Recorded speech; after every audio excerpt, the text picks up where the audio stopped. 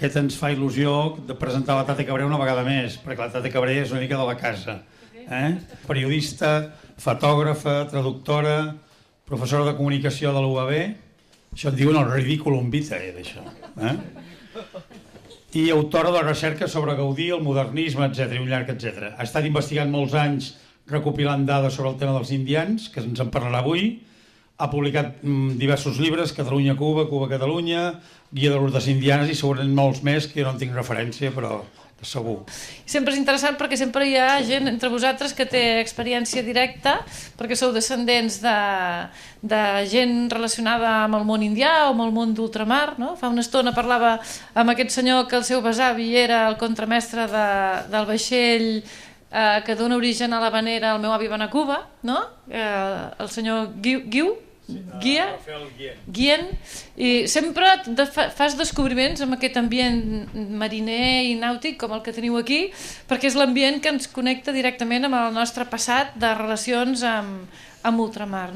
I estic molt contenta que hi hagi tots aquests nens i nenes de la Cobla Pare Manyanet, perquè parlarem del Baix Camp i vosaltres sou de Reus, i espero que això us ajudi a descobrir coses que després quan aneu caminant per la ciutat, igual que quan es va caminant per Vilanova, vas veient les pedres de les cases que tota la vida havies vist, però te les mires d'una manera diferent, perquè dius aquestes cases de pedra són molt més bones i tenen molta més qualitat que les cases d'altres pobles que tenim al costat, perquè aquí van venir diners directament de les colònies dels països d'ultramar, i per tant les nostres ciutats, Vilanova, Reus, tenien més diners per poder fer cases de pedra, que en altres ciutats són cases d'obra vista arrebossada, i en canvi a Vilanova i a Reus precisament són cases de pedra. Y vamos a hacer un inciso rápido pero conciso. Explícanos un poquito, hagamos un repaso, aunque sea rápido, sobre algunas de las fotografías de las diapos que esta mañana hemos podido ver. Sí, por ejemplo, hemos hablado de la masonería y los indianos y hemos dado ejemplos de indianos que eran francmasones. Entonces, hemos hablado de Guardiola y Grau, el indiano con la fortuna de quien se construyó la Pedrera, por ejemplo, y aquí tenemos a Pi Margall, otro francmasón de prestigio, y lo tenemos en unas fotos del monumento que está en la plaza que lleva su nombre en La Habana, porque Pi Margall era un masón, un francomasón de relieve, y aquí en el monumento vemos que hay la iconografía masónica que hemos visto antes en la conferencia, con el compás, la escuadra y la G de God, de Dios, en medio, en el intersticio. Este es el panteón de Miquel Biada y Buñol en Mataró, en el cementerio de los Capuchinos de Mataró, y Miquel Biada es un ejemplo de impulsor de infraestructuras, de indiano, que aprendió cosas en Cuba. En su casa aprendió a montar el primer ferrocarril, y cuando regresó a la península ibérica hizo lo propio y impulsó el ferrocarril desde Barcelona a Mataró, el primer ferrocarril de la península ibérica. Aquí tenemos el monumental mausoleo del general Joan Prim i Prats en el cementerio de Reus. En La Habana se cuenta que a Prim lo mataron en Madrid, en la calle del Turco, pero que el gatillo se apretó en La Habana. Y esto se explica porque Prim estaba en aquel momento negociando la venta de Cuba a los Estados Unidos, y claro, a los oligarcas españoles con intereses en Cuba no les interesaba en absoluto que Cuba se independizara. Entonces decidieron acabar con el autor de este conato de venta de Cuba, y acabaron con la vida de Prim en Madrid, pero con este magnicidio financiado desde La Habana.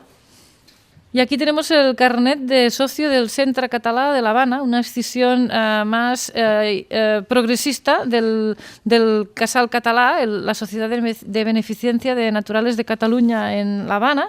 Y este señor, Josep Conangla y Fontanillas, es el redactor de la Constitución independentista de La Habana del año 1928, cuyo símbolo es la bandera estelada o cubana. Aquí se le llama la cubana porque tiene el triángulo azul inspirado en la bandera de Cuba, que es una bandera de origen masónico, como comentábamos anteriormente sobre la masonería, porque se basa en el triángulo y en la estrella masónicas.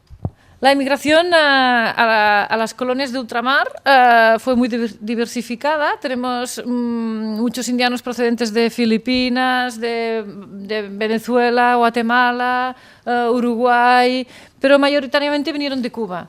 Y es en Cuba donde encontramos una gran concentración de patrimonio catalán y también de migrantes que hicieron fortuna. Casi todos los que llegaban a Cuba se instalaban catalanes, estamos hablando de catalanes, en la zona de Oriente, en la zona de Santiago de Cuba, Guantánamo, Holguín, aquí tendríamos Manzanillo, que también fue un gran centro de concentración, Santa Clara, un poquito más hacia aquí, en Camagüey sigue habiendo un casal catalán que se llama Germanó, y luego ya se va diluyendo un poquito hasta llegar a Matanzas, donde hay un montón de indianos inmigrantes de Vilanova y la Geltrú, y luego en La Habana.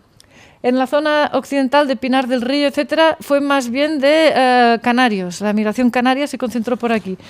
Recordemos sobre qué años empezó el fenómeno y la movida de los indianos. Empiezan a finales del siglo XVIII y se van produciendo viajes de ida y vuelta durante todo el siglo XIX, y a principios del siglo XXI es cuando ya se va perdiendo. Y los últimos en llegar aquí, en regresar, son los que vienen en el año 59 tras el triunfo de la Revolución Cubana de Fidel Castro. Y aquí tenemos el logotipo de la peña barcelonista del Casal Catalán en La Habana, y es muy interesante porque tiene las dos palmas reales, que son las palmeras características de Cuba, y los dos margallons, que son la palmera mediterránea autóctona de Cataluña, en rojo, aunque sean verdes, a los pies de la palma real.